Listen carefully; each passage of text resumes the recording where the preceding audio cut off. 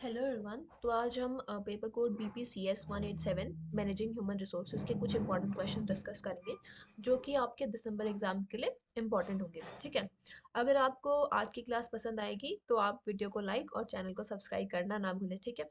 और अगर आप लोग इस सब्जेक्ट के गेस्ट पेपर परचेज करना चाहते हैं तो आप लोग सिंपली गूगल में जाके यहाँ पे आप वेबसाइट को सर्च कर सकते हैं। ठीक है। आपको इसका कोड डिस्क्रिप्शन में मिल जाएगा। अगर आपको वेबसाइट से नहीं कर पा रहे हैं तो आप इस नंबर पे भी व्हाट्सएप मैसेज कर सकते हैं 9580023321। अगर आपको गेस्ट पेपर हिंदी इंग्लिश दोनों में चाहिए तो आपको दोनों में मिल जाएंगे। जैसे कि आप देख सकते हैं BPCS 187। ठीक है। इसके लिए आपको इंग्लिश हिंदी दोनों में ही आपको गेस्ट पेपर मिल जाएंगे। तो सिंपली अगर आप इस पर क्लिक करते हैं उसके बाद आपको यहाँ पे बाय नाउ का ऑप्शन दिखेगा। जैसे ही आप इसको बाय कर लेंगे आपको ये परचेस हो जाएगा। ठीक है। फिर आप यहाँ से गेस्ट पेपर देख सकते हैं और उससे अपनी प्रिपरेशन कर सकते हैं। तो ठीक है, चलते हैं फर्स्ट क्वेश्चन की तरफ। So the first question is explain the nature scope and objectives of human resources management. So human resource management is the process of managing people in an organization. अब देखिए, जो ह्यूमन रिसोर्स मैनेजमेंट है, हमें नाम से ही पता चल रहा है कि यहाँ पे क्या हो रहा है, ह्यूमन रिसोर्स का मैनेजमेंट। तो ये प्रोसेस है पीपल को मैनेज करने का इन एन ऑर्गेनाइजेशन। किसी भी ऑर्गेनाइजेशन में अगर हम लोगों को मैनेज करते हैं तो उसी को हम ह्यूमन रिसोर्स मैनेजमेंट कहेंगे। So people are the most important resource because they perform all the activities that help an organization grow. अब देखिए, जो लोग हैं ना, people people are the most important resource, क्योंकि वो क्या करते हैं, वो परफॉर्म करते हैं एक्टिविटीज जो कि एक ऑर्गेनाइजेशन को ग्रो करने में हेल्प करेगी। ठीक है। तो जो ह्यूमन रिसोर्स मैनेजमेंट है that focuses on hiring the right people, मतलब हमें सही लोगों को चुनना है। ठीक है। ट्रेनिंग देम, उनको ट्रेन करना है। कीपिंग दैम मोटिवेटेड, ठीक है, उनको मोटिवेटेड रखना है। And ensuring that their wellbeing at work, और उनके मतलब वेलबींग को भी हमें इंश्योर करना है। ठीक है। So it aims to create a positive work environment where employees can use their skills effectively and contribute to the success of the organization. अब हमें वहाँ पे क्या करना है, जो वर्क इन्वायरमेंट है उनका, उनको पॉजिटिव रखना है ताकि जो एम्प्लॉयज़ है वो अपनी स्किल्स को इफेक्टिवली यूज़ कर सकें और ऑर्गेनाइजेशन की सक्सेस में हेल्प कर सकें। ठीक है। अब हम देखेंगे nature of human resource management. So first is people centred. Human resource management is mainly concern with the people. ठीक है। यहाँ पे हमें जैसे नाम से हमें दिख समझ में आ रहा है कि ह्यूमन रिसोर्स मैनेजमेंट, तो it is mainly concern about people. ठीक है। It deals with human beings who have feelings, expectations and different behaviours. अब जो ह्यूमंस होते हैं, सारे ह्यूमंस की क्या होती हैं, अलग अलग फीलिंग्स होती हैं, एक्सपेक्टेशंस होते हैं और अलग अलग बिहेवियर्स होते हैं। Therefore human resource management must handle employees with care, fairness and respect. ठीक है। दूसरा है इसमें कंटिन्यूस प्रोसेस। अब जो ह्यूमन रिसोर्स मैनेजमेंट है, it is not a one time activity, it is a continuous process of recruiting, training, developing and retaining employees through out their work life. अब जो ये ह्यूमन रिसोर्स मैनेजमेंट है, ये one time activity नहीं है। जैसे कि हम देख सकते हैं कि ये कंटिन्यूस प्रोसेस है। इसमें क्या करना आप पड़ता है आपको, यहाँ पे लोगों को रिक्रूट करेंगे, उनको ट्रेन करेंगे, उनको डेवलप करेंगे। ठीक है। और अब उनको थ्रू आउट द लाइफ उनके काम को देखेंगे। Third is development oriented. जो ह्यूमन रिसोर्स मैनेजमेंट है वो फोकस करता है on developing the skills, knowledge and abilities of the employees. ठीक है। अब जो ह्यूमन रिसोर्स मैनेजमेंट है वो क्या कर रहा है, किस चीज़ पे फोकस कर रहा है, वो आपकी स्किल्स को डेवलप करेगा। ठीक है। आपके नॉलेज को डेवलप करेगा। ठीक है। Through training, career planning and performance evaluation, human resource management helps employees grow and perform better. तो अब हम क्या देख सकते हैं कि जो ह्यूमन रिसोर्स मैनेजमेंट है वो एम्प्लॉयज़ को हेल्प कर रहा है उनकी करियर प्लानिंग में। ठीक है। ट्रेनिंग वगैरह में। ठीक है। फोर्थ है इसमें इंटीग्रेटिव इन नेचर। अब जो ह्यूमन रिसोर्स मैनेजमेंट है वो कनेक्ट करता है एम्प्लॉयर्स और एम्प्लॉयज़ को। ठीक है। दोनों को ही वो कनेक्ट करते हैं। It aims to create harmony in the work place by solving problems, reducing conflicts and maintaining health relations. जो ह्यूमन रिसोर्स मैनेजमेंट है उसका जो मेन एम होता है, it is to create harmony. ठीक है। जहाँ पे भी काम हो रहा है इन द वर्क प्लेस, वहाँ पे हार्मनी क्रिएट करना। ठीक है। सॉल्व करते हैं वो प्रॉब्लम्स वगैरह को, सॉल्व करते हैं, कॉन्फ्लिक्ट्स को रिड्यूस करते हैं। ठीक है। Fifth is strategic function. जो मॉडर्न ह्यूमन रिसोर्स मैनेजमेंट है, it is not just about hiring peoples. सिर्फ लोगों को ही हायर करना नहीं है ह्यूमन रिसोर्स मैनेजमेंट का मतलब। It plays a strategic role by helping the organization achieve a long term goals such as improving productivity and maintaining a competitive advantage. ठीक है। अब हम देखेंगे स्कोप क्या है ह्यूमन रिसोर्स मैनेजमेंट का। अब हम देखेंगे तो स्कोप जो है वो बहुत ज़्यादा ही वास्ट है, ठीक है। It is very wide, it covers all the activities related to managing people at work, ठीक है। मतलब इसमें क्या होता है, इसमें सारी एक्टिविटीज़ रिलेटेड होती हैं जो भी हमें देखने को मिल रही है कि जो हम पीपल को मैनेज करेंगे एट द वर्क, ठीक है। मेजर एरियाज जो है वो फर्स्ट है ह्यूमन रिसोर्स प्लानिंग।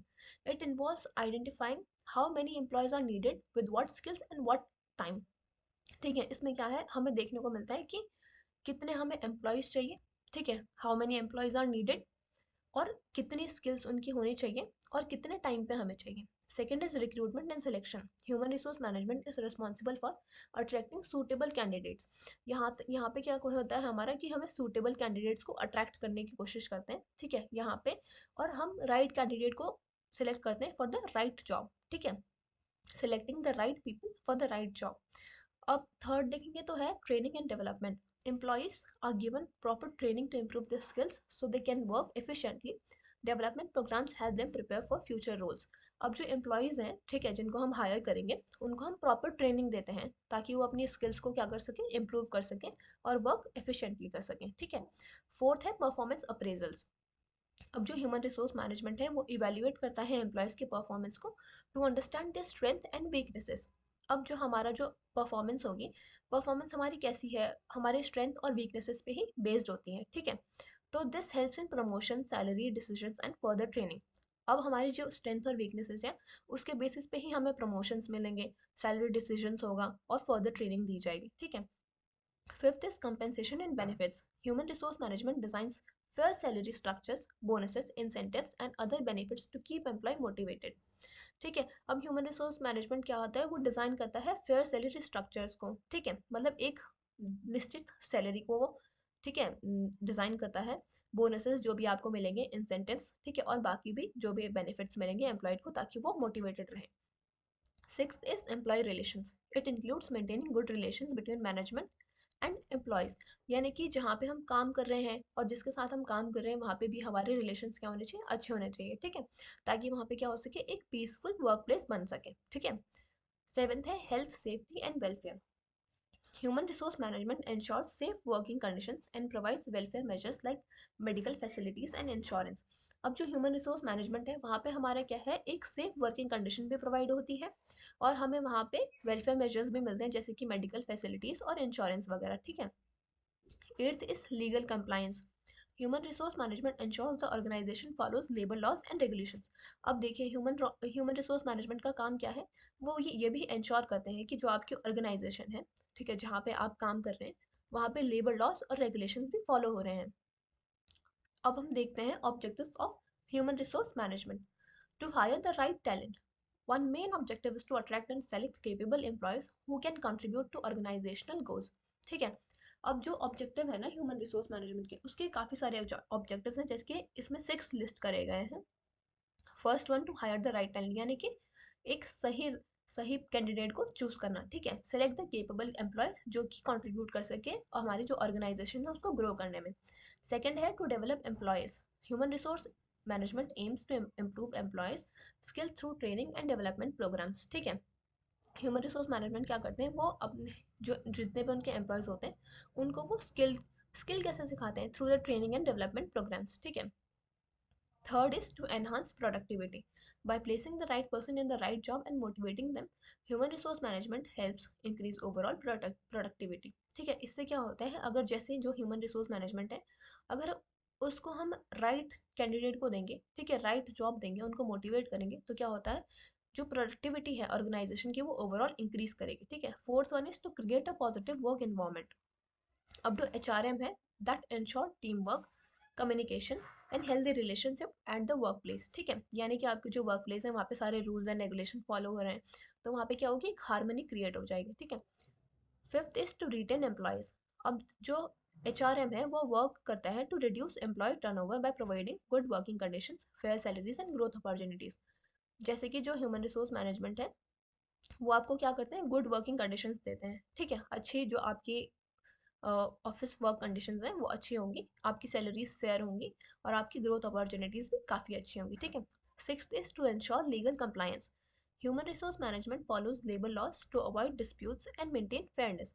अब यहाँ पे क्या होता है, आपको डिस्प्यूट्स वगैरह से यानी कि लड़ाई झगड़े से आपके, जैसे यहाँ पे लेबर लॉज फॉलो करेंगे अगर ह्यूमन रिसोर्स मैनेजमेंट, तो ये सब आपको क्या होता है, फेयरनेस वगैरह दिलाने में मेंटेन करती है, ठीक है।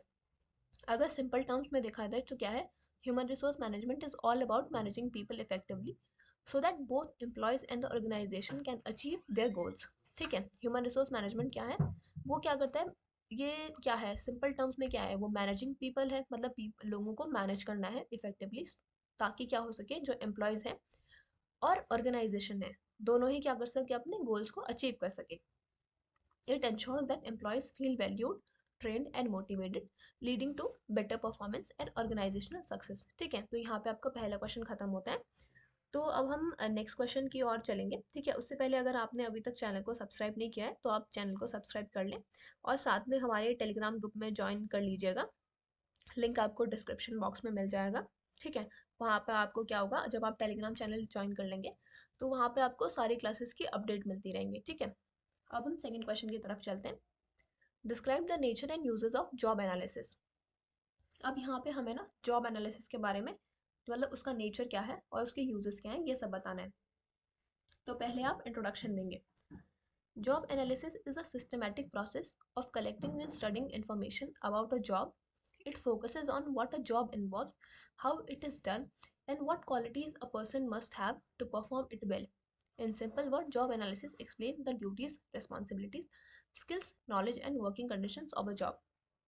तो ठीक है, जॉब एनालिसिस क्या है, ये सिंपली एक सिस्टमैटिक प्रोसेस है, ठीक है, to collect and study the information about a job, मतलब किसी भी जॉब के बारे में स्टडी करना ही जॉब एनालिसिस है, ठीक है। ये फोकस करता है कि जॉब में क्या है, व्हाट अ जॉब इन्वॉल्व्स, वो कैसे की जाती है, हाउ इट इज डन, और क्या क्या क्वालिटीज होनी चाहिए पर्सन के पास टू परफॉर्म इट वेल, ठीक है। अगर सिंपल वर्ड्स में बोला जाए तो ये एक्सप्लेन करता है कि हमारी ड्यूटीज़ क्या क्या होंगी, क्या रिस्पॉन्सिबिलिटीज़ होंगी, क्या स्किल्स होने चाहिए, क्या नॉलेज होगी और क्या वर्किंग कंडीशंस है किसी भी जॉब के लिए, ठीक है। So the nature of the job analysis can be understood through the following points. पहला है हमारा systematic process. Job analysis is not done randomly, it follows a step by step method such as gathering information, analysing task and preparing job descriptions and job specification. अब देखिए, आपका जो job analysis है उसके काफ़ी डिफरेंट डिफरेंट नेचर्स होते हैं, ठीक है। पहला हमारा सिस्टमैटिक प्रोसेस है। ये क्या है, जब जॉब एनालिसिस करते हैं ना हम लोग, तो हम कोई भी मतलब ऐसे रैंडमली नहीं उठेंगे, वो किसी भी रैंडम चीज़ पे नहीं की जा सकती है। ये क्या है, एक स्टेप बाय स्टेप मेथड है, ठीक है। सच एज गैदरिंग इन्फॉर्मेशन, पहले हम इन्फॉर्मेशन गैदर करेंगे, फिर हम टास्क को एनालाइज करेंगे और फिर उसके बाद जॉब डिस्क्रिप्शन को प्रिपेयर करेंगे एंड देन जॉब स्पेसिफिकेशन, ठीक है। हमें जॉब में क्या क्या स्पेसिफिकेशंस चाहिए, ठीक है, हमें कैसे लोगों को हायर करना है, ठीक है। Second, focus on the job not the person. Job analysis का मतलब क्या है कि हमें जॉब पे फोकस करना है, ना कि वर्कर पे। It describes what the job requires regardless of who is doing it. ये क्या है, ये डिस्क्राइब करता है कि जॉब को क्या चाहिए, ठीक है, what a job requires regardless of who is doing it, यानी कि यहाँ पे हमें फ़र्क नहीं पड़ता है कि जॉब कौन कर रहा है, ठीक है। यहाँ पे हमें सिर्फ जॉब एनालिसिस में हम जॉब को ही स्टडी करते हैं। Third is based on observation and data. Information for job analysis is collected by observing employees, interviewing them, asking them to fill questionnaires और studying company records, ठीक है। अब हम क्या करेंगे, जैसे हम जॉब एनालिसिस करते हैं तो वो हम डेटा कलेक्ट करते हैं पहले, ठीक है। एम्प्लॉयज़ को ऑब्जर्व करेंगे, ठीक है, उनसे इंटरव्यू लेंगे, उनसे क्वेश्चनेयर भराएंगे, उससे हमें क्या चलेगा, हम डेटा और ऑब्जर्वेशन के बेसिस पे हम क्या करेंगे, जॉब एनालिसिस करेंगे। Fourth, descriptive not evaluative. Job analysis provides neutral and factual information. It does not judge whether a job is good or bad. It only describes what the job involves. अब जब हम job analysis करते हैं ना, तो हम यहाँ पे क्या आते हैं, न्यूट्रल और फैक्चुअल इन्फॉर्मेशन ही प्रोवाइड करते हैं। यहाँ पे हम ये नहीं जज करते कि कौन सी जो जॉब है वो अच्छी है या बुरी है। यहाँ पे सिर्फ हम डिस्क्राइब करते हैं कि जॉब में क्या क्या चीज़ें हैं, ठीक है। Fifth one is useful for many HR activities. Since job analysis provide detailed job related information, it becomes the foundation for almost all human resource function. अब जैसे कि हमें पता है कि जो जॉब एनालिसिस है वो सारी detail job related information provide करती है, ठीक है, कि जॉब क्या है, उसमें क्या क्या हमारी स्पेसिफिकेशंस रखी गई हैं, ठीक है। तो इससे क्या होता है कि ह्यूमन रिसोर्स जो फंक्शन है उसके फाउंडेशन क्या होते हैं, इंपॉर्टेंट बन जाते हैं, ठीक है। Sixth is continuous process. Job change over time due to technology and new method. Therefore, job analysis need to be updated regularly. अब देखो जो टेक्नोलॉजी आ रही है, नए नए मेथड आ रहे हैं, इस वजह से क्या हो रही है, जॉब जो है चेंज हो रही है टाइम टू टाइम. देयरफॉर जो जॉब एनालिसिस है वो भी अपडेट होनी चाहिए रेगुलरली. अब हम देखेंगे दूसरा पार्ट जो है यूजेस ऑफ जॉब एनालिसिस. ठीक है. Job analysis is extremely useful in human resource management. Some of its major uses are. अब ये क्या है, ह्यूमन रिसोर्स मैनेजमेंट में काफ़ी यूजफुल रहती है जॉब एनालिसिस. तो इसके कुछ कुछ जो मेजर यूजेस हैं वो हम देखेंगे. ठीक है. पहला है recruitment and selection. Job analysis helps organization understand what kind of people they need. The job description explains the duties of the job, while the job specification describes the skills and qualifications required. This helps HR in selecting the right candidate. अब हमें पता है कि जब हम job analysis कर लेते हैं तो उसमें हमें ऑर्गेनाइजेशन को क्या हेल्प मिलती है कि उनको कैसे लोग चाहिए, उनको कैसे लोग हायर करने हैं, उनकी जो डिस्क्रिप्शन दे रखी है कि क्या क्या ड्यूटीज़ करनी है जॉब में. ठीक है. जॉब स्पेसिफिकेशन दिए रहते हैं, उसके क्या स्किल्स चाहिए, क्या क्वालिफिकेशन रिक्वायर्ड है. तो इससे क्या होता है, एचआर को हेल्प होती है कि वो राइट कैंडिडेट को सिलेक्ट कर पाएँ. Second है training and development. By analyzing a job, companies can identify the skills employee already have and skills they need to learn. This helps in designing suitable training programs. अब देखिए training और development क्या करेंगे, जैसे हम job को analyse कर लेते हैं तो कंपनीज क्या है वो आइडेंटिफाई कर सकती हैं कि एम्प्लॉयज़ के पास कौन सी स्किल है और उनको कौन सी स्किल्स सीखने की ज़रूरत है. तो इस हिसाब से क्या कर सकते हैं वो सूटेबल ट्रेनिंग प्रोग्राम्स को डिज़ाइन कर सकते हैं. ठीक है. थर्ड है performance appraisals. Job analysis clearly defines what an employee is supposed to do. This becomes the basis for evaluating employees' performance fairly and accurately. अब जॉब एनालिसिस क्या करते हैं, ये क्लियरली डिफाइन करता है कि जो एम्प्लॉय है उसको क्या करना है. ठीक है. क्योंकि उसमें स्पेसिफिकेशंस दिए रहते हैं कि आपको ये जॉब में ये सब करना है. ठीक है. Fourth is job design and job redesign. Job analysis helps in improving jobs by making them more efficient or more satisfying. It guides managers when they need it to modify tasks or responsibilities. अब जब हम job analysis करते हैं तो वहाँ पे क्या होता है, हमें मौका मिलता है कि हम अपने जो जॉब है उसको क्या कर सकते हैं और एफिशिएंट बनाएं और सेटिस्फाइंग बनाएं. इससे क्या होता है, ये मैनेजर को गाइड करता है कि उनको कब टास्क को मॉडिफाई करना है और कब उन्हें रिस्पॉन्सिबिलिटीज को मॉडिफाई करना है. Fifth is compensation management. Since job analysis explains the difficulty and importance of a job, it helps in deciding fair salaries and wages. More complex jobs may be paid more than simpler ones. ठीक है. अब यहाँ से क्या होता है, जब हम जॉब एनालिसिस कर लेते हैं तो हमें पता चलता है कि कौन सी जॉब कितनी डिफिकल्ट है. ठीक है. तो इससे क्या होता है कि हम डिसाइड कर पाते हैं कि हाँ किसको कितनी सैलरी देनी चाहिए, किसको कितने वेजेस देने चाहिए. जहाँ पे मतलब जो कॉम्प्लेक्स जॉब्स होंगे उनको ज़्यादा से ज़्यादा सैलरीज दी जाएगी और जो सिंपलर जॉब्स हैं उनको उस हिसाब से सैलरी दी जाएगी. ठीक है. Sixth is workforce planning. Job analysis helps HR understand how many employees are needed and what type of employees the organization should hire in the future. अब इससे क्या होता है, जब हम जॉब एनालिसिस करते हैं तो उससे हमारी वर्क फोर्स की भी प्लानिंग हो जाती है. ठीक है. जॉब एनालिसिस जो ह्यूमन रिसोर्स मैनेजमेंट वाले हैं वो क्या करेंगे, वो उनको एचआर को अंडरस्टैंड हो जाएगा कि उनको कैसे एम्प्लॉयज़ चाहिए. ठीक है. और फ्यूचर में उनको किस टाइप के एम्प्लॉयज़ को हायर करना चाहिए. ठीक है. Seventh is safety and health measures. Job analysis describes the physical environment and risk involved in the job. This helps in providing proper safety equipment and reducing workplace accident. अब देखो यहाँ पे क्या होती है, सेफ्टी और हेल्थ मेजर्स भी analyse होते हैं जब हम जॉब को एनालाइज करते हैं. ठीक है. यहाँ पे फिजिकल एनवायरनमेंट भी दिया जाता है कि हाँ ठीक है, यहाँ पे जो जॉब करेंगे उसका फिजिकल एनवायरनमेंट क्या है, क्या क्या रिस्क इन्वॉल्व है जॉब में. ठीक है. तो इससे क्या होता है, एक प्रॉपर सेफ्टी इक्विपमेंट उनको प्रोवाइड किया जाता है. ठीक है. Eighth is legal compliance. Job analysis helps organization follow labor laws by ensuring fair hiring, promotions and pay practices. अब देखो यहाँ पे ना लीगैलिटी भी परफॉर्म की जाती है, क्योंकि जो जॉब एनालिसिस जब करते हैं तो उससे क्या होता है कि जो हमारी ऑर्गेनाइजेशन है देखा देखा जाएगा कि वहाँ पे लेबर लॉज फॉलो हो रहे हैं, फेयर हायरिंग हो रही है, प्रमोशंस हो रहे हैं, पे प्रैक्टिसेस हो रहे हैं कि नहीं हो रहे हैं. ठीक है. तो अब हम इसका कंक्लूजन देखेंगे. In simple word, job analysis is the foundation of effective human resource management. It explains what a job requires and who is best suited for it. मतलब कि यहाँ पे जब हम जॉब एनालिसिस करते हैं तो उसमें ये पता चलता है कि हमें जॉब में चाहिए क्या और उसमें कौन बेस्ट है. ठीक है. Who is best suited for it. It uses range from hiring and training to performance evaluation safety. ठीक है. यहाँ पे हमें क्या होता है कि हायरिंग से लेके ट्रेनिंग से लेके उनकी एवेल्युएशन, उनकी सेफ्टी तक का हम ध्यान रखते हैं. ठीक है. जॉब एनालिसिस में without job analysis HR decisions would be unclear and inconsistent. अगर मतलब हम जॉब एनालिसिस ही नहीं करेंगे कि हमारी जॉब में क्या क्या रिक्रूटमेंट होनी चाहिए, क्या क्या रिक्वायरमेंट होनी चाहिए, क्या स्पेसिफिकेशन होनी चाहिए, तो जो एचआर है उसके डिसीजन क्या होंगे, अनक्लियर होंगे और इनकन्सिस्टेंट होंगे। ठीक है, अब हम देखते हैं थर्ड क्वेश्चन। ठीक है, describe the meaning, relevance and types of globalisation. ठीक है, अब हमें ग्लोबलाइजेशन के मीनिंग, रेलेवेंस और टाइप के बारे में देखना है। तो इसमें हम सबसे पहले क्या करेंगे, ग्लोबलाइजेशन का इंट्रोडक्शन देंगे। Globalisation means the process through which people, goods, ideas, information and culture move easily across country. Globalisation का मतलब ही ये होता है कि जिससे पीपल, गुड्स, आइडियाज, इंफॉर्मेशन और कल्चर क्या होते हैं, कंट्रीज के अक्रॉस मूव करेंगे। ठीक है, यानी कि जो हमारे आइडियाज़ हैं वो दूसरे कंट्रीज में जा रहे हैं, हमारे गुड्स जो हैं दूसरे कंट्रीज में जा रहे हैं, इंफॉर्मेशन, कल्चर, तो ये यही क्या है, ग्लोबलाइजेशन है। It connects the world like a big network. अब जो ये है ना, ये एक नेटवर्क की तरह कनेक्ट करता है वर्ल्ड को, ठीक है, एक दूसरे से। Because of globalisation countries are no longer isolated. Globalisation की ही वजह से क्या है, जो कंट्रीज हैं वो अब आइसोलेटेड नहीं है, यानी कि अलग अलग नहीं है। अब कंट्रीज में क्या है, एक नेटवर्क फैल गया है। What happens in one part of the world can affect the other parts quickly. यानी कि अगर एक जगह पे अगर कुछ हो रहा है तो वो दूसरी जगह पे भी इफेक्ट डाल सकता है। ठीक है, for example, a product made in India may be used in America, a movie made in Korea may be watched in Africa, and information created in one country can reach the whole world through the internet.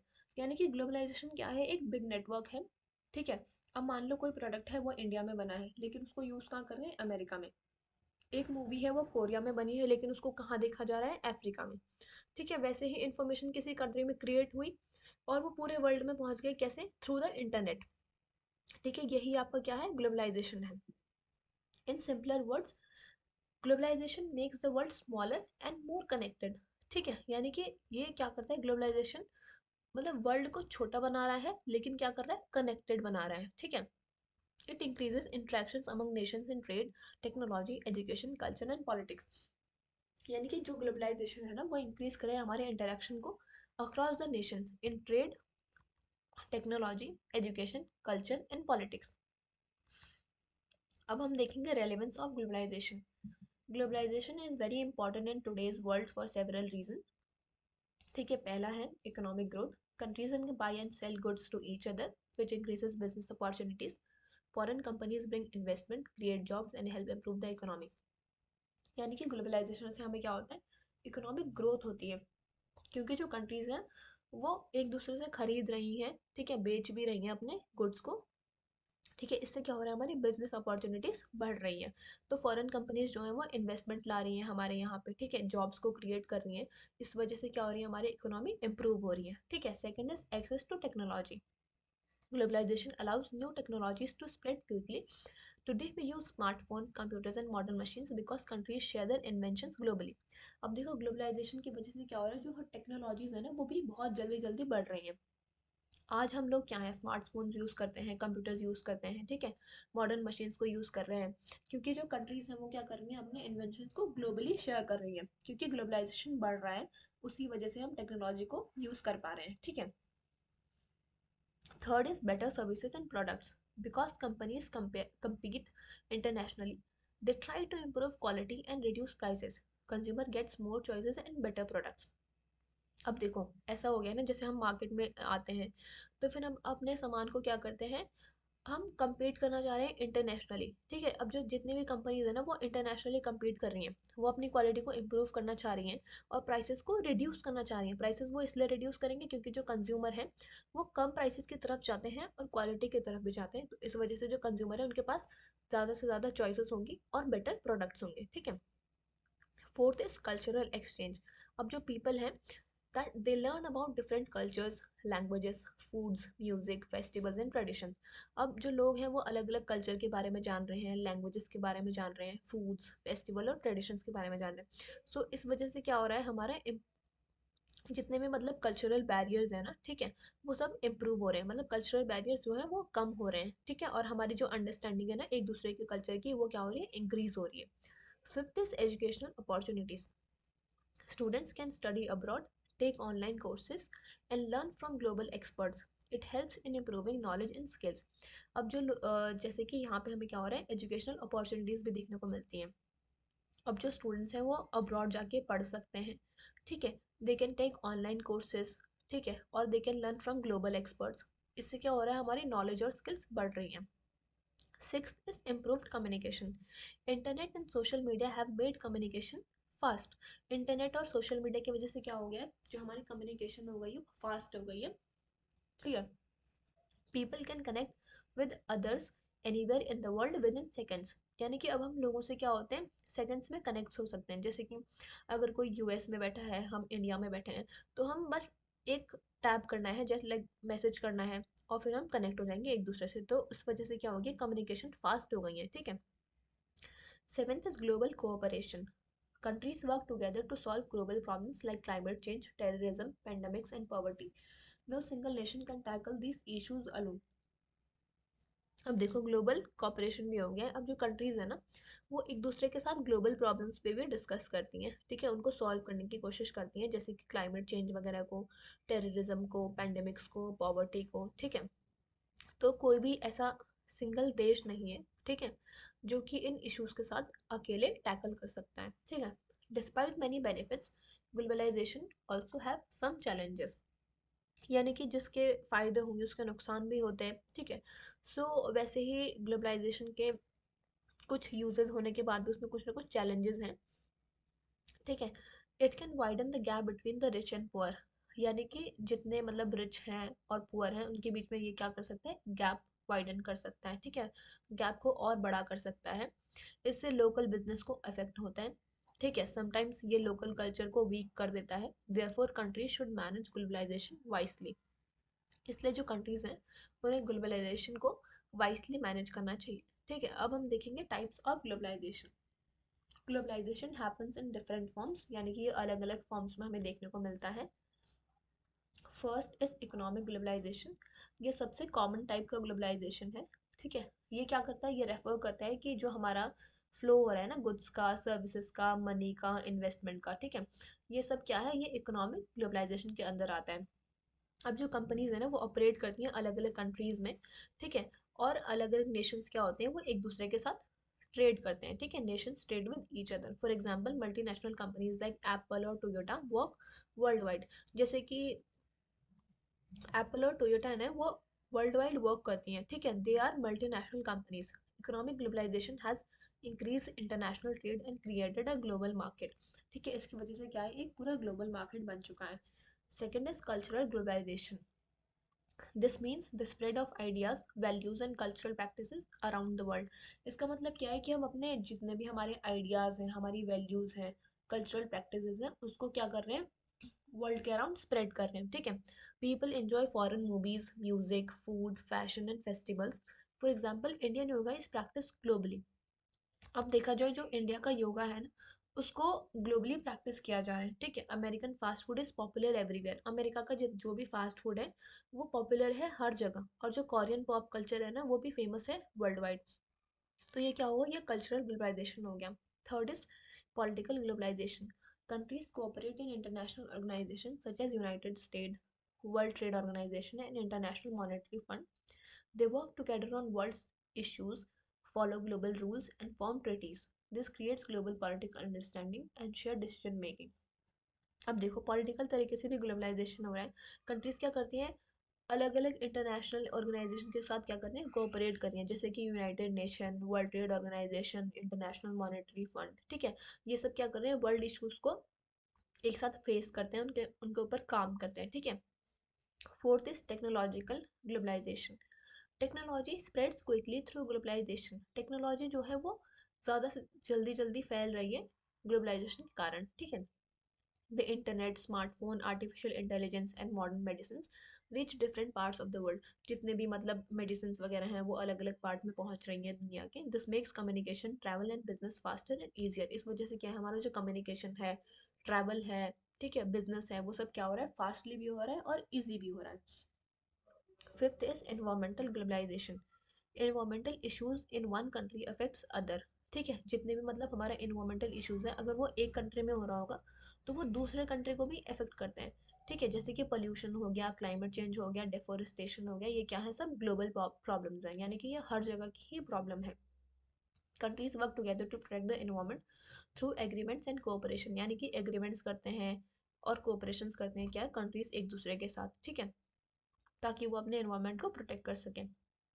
Conclusion देखें तो globalisation is a powerful force that connects the world.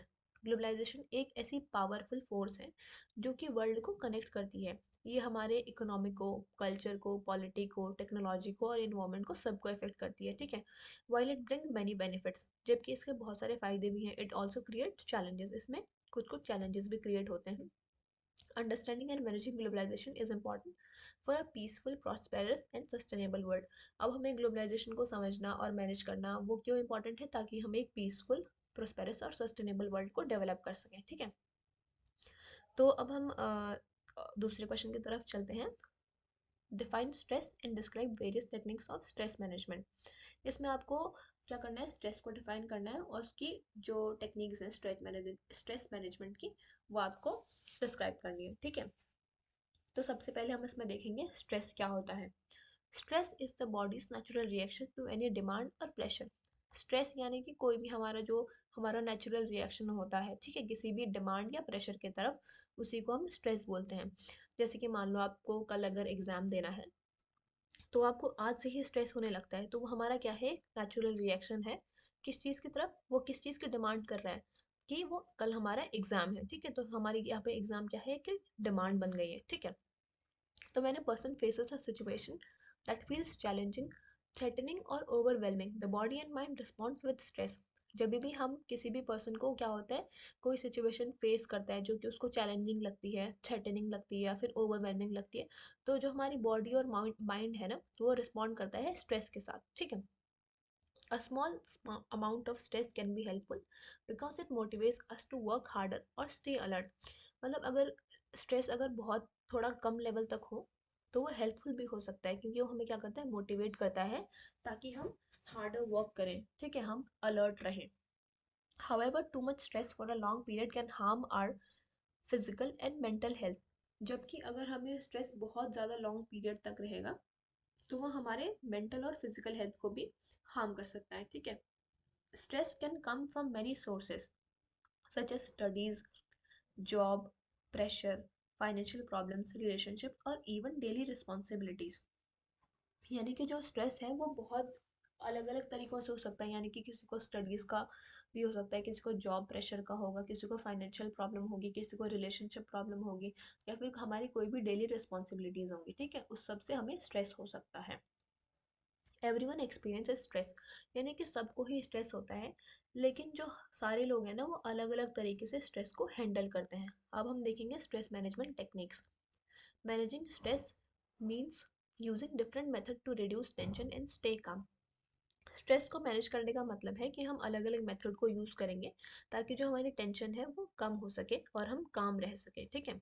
Good stress management helps maintain both mental and physical wellbeing, यानी कि अगर हम stress को maintain करके रखेंगे तो हमारी मेंटल और फिजिकल वेलबींग है वो भी अच्छी रहेगी, ठीक है।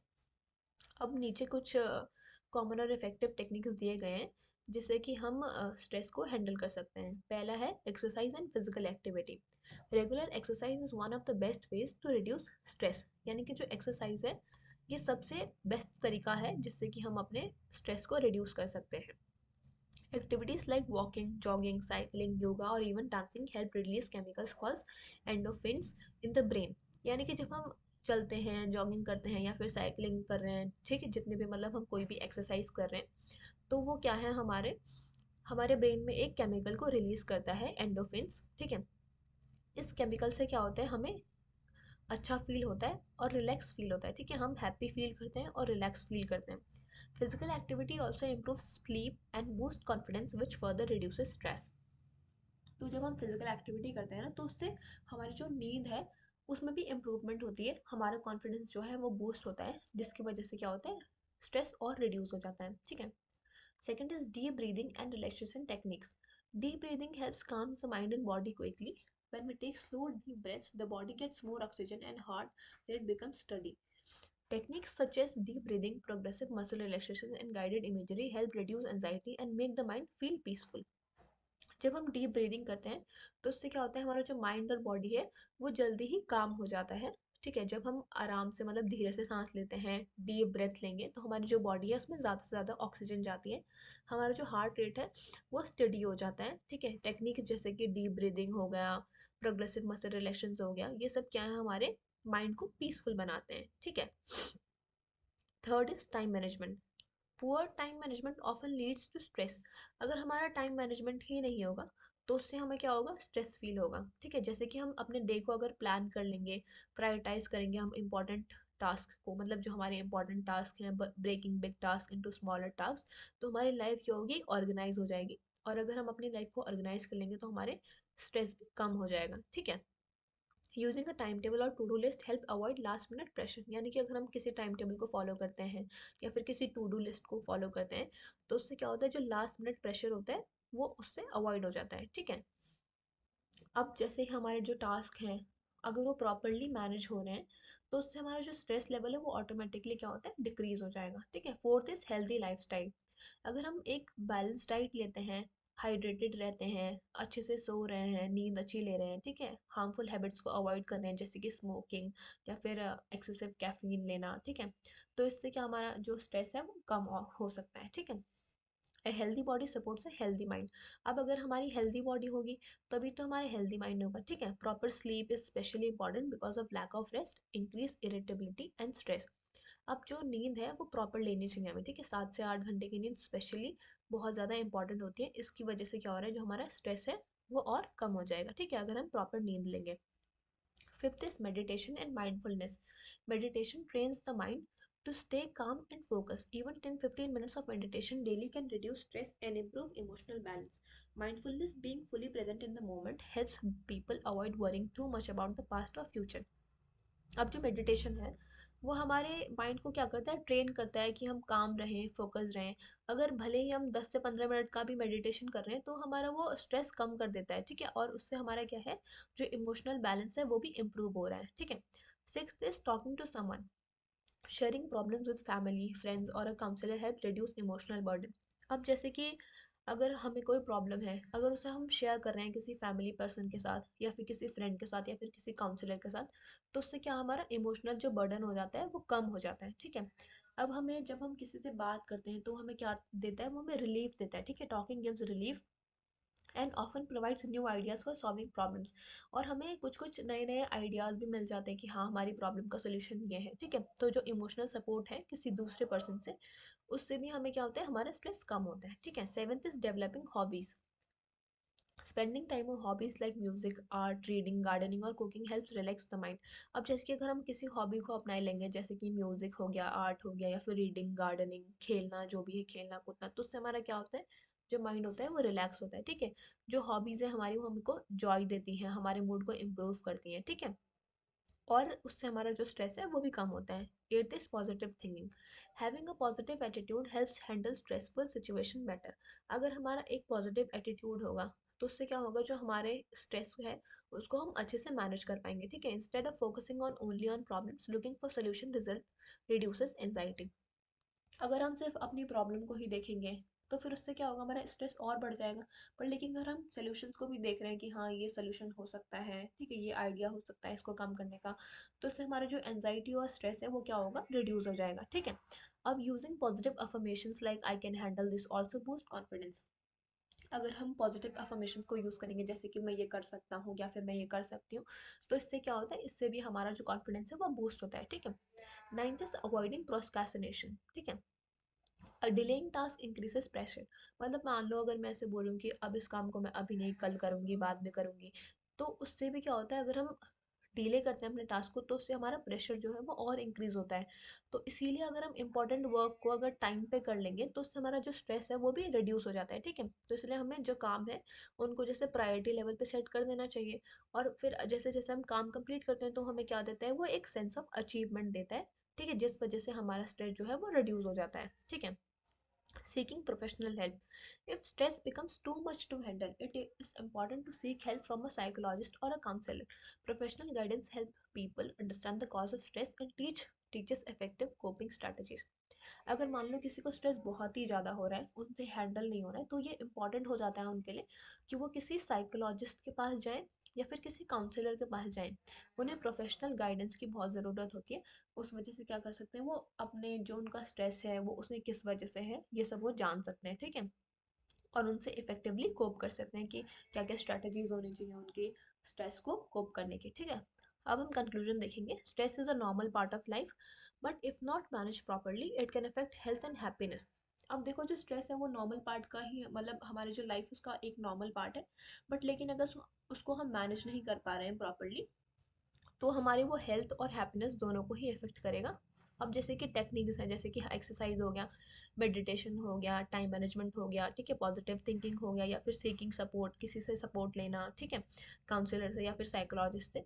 तो इससे क्या हो सकता है, हम अपने स्ट्रेस को इफेक्टिवली कंट्रोल कर सकते हैं, ठीक है? Learning stress management help us to stay balanced, healthy and productive in everyday life.